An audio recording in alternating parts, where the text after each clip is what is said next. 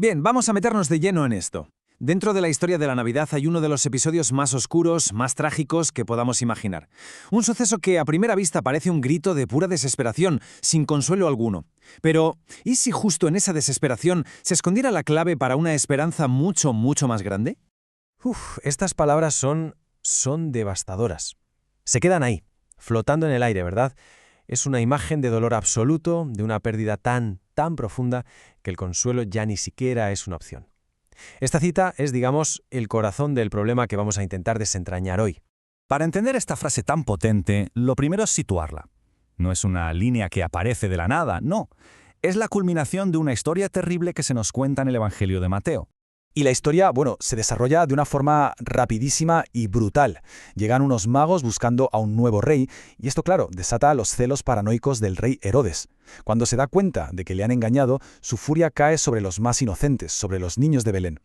Es justo en medio de esa atrocidad, la que conocemos como la matanza de los inocentes, donde el autor del Evangelio decide meter esta cita tan desoladora. Y aquí es donde la cosa se pone interesante, porque Mateo no solo nos cuenta la tragedia, va un paso más allá y afirma que este acto de crueldad extrema es, de alguna manera, el cumplimiento de una antigua profecía. Pero, a ver, ¿qué clase de profecía podría hablar de algo tan horrible? Y esto nos lleva a la pregunta del millón. Para entender por qué Mateo usaría precisamente estas palabras, tenemos que irnos a la fuente original. Hay que dejar de mirar solo el qué pasó para empezar a investigar el dónde y, sobre todo, el por qué. Esta es la pregunta clave de todo este análisis. ¿Está Mateo simplemente usando un lamento antiguo para que sintamos aún más el horror del momento? ¿O hay algo más? Algo que su público original habría pillado al instante, pero que quizá nosotros, con el paso del tiempo, hemos perdido de vista. Pues bien, la respuesta nos hace viajar cientos de años hacia atrás, a los escritos de uno de los grandes profetas de Israel, Jeremías. Y es aquí donde la historia pega un giro de 180 grados. Al principio parece que estamos en las mismas. La cita es casi un calco, el mismo dolor, la misma desolación. Es Raquel, la matriarca de Israel, que llora por sus descendientes, exiliados, perdidos. El sentimiento de pena sigue siendo abrumador. Pero la clave, la verdadera clave, está en lo que viene justo después. Y ahí está, justo en el siguiente versículo. El cambio de tono es radical. El mismo Dios que oye ese llanto desconsolado de Raquel le dice, «Para de llorar». ¿Por qué? Porque ese lamento no es el final de la historia, ni mucho menos. Es solo el preludio de una promesa increíble, de regreso y de restauración. Esta comparación lo deja clarísimo. Por un lado, en el versículo 15 tenemos el dolor, el lamento en su estado más puro. Pero inmediatamente, los versículos 16 y 17 responden a ese dolor con una promesa divina. No son dos ideas separadas, para nada, son una secuencia inseparable. El lamento es muy real, sí, pero la esperanza es la respuesta definitiva de Dios. Así que la clave de todo es esta. Mateo no estaba eligiendo una cita sobre la desesperación. Estaba, en realidad, invocando un pasaje entero sobre la esperanza que nace, precisamente, de esa misma desesperación. Y si hacemos un poco de zoom out, si vemos el cuadro completo, nos damos cuenta de que todo el capítulo 31 de Jeremías es uno de los textos más esperanzadores de toda la Biblia. Habla de reconstruir, de volver a bailar, de alegría, de reunir a los que están lejos. Habla de un nuevo pacto, de un amor eterno.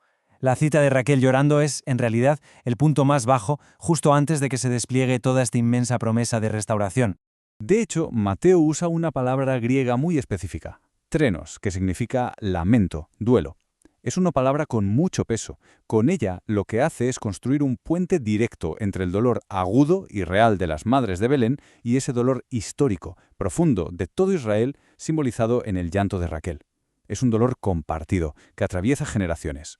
O sea que la lógica que sigue Mateo es como un plan en 3 pasos. Primero, reconoce el horror del momento, no lo suaviza para nada. Segundo, lo mete dentro de un patrón histórico de sufrimiento del pueblo. Y tercero, al hacer eso, lo que está haciendo es traer a la memoria la segunda parte de esa historia, la promesa de que Dios siempre, siempre interviene para consolar y para restaurar.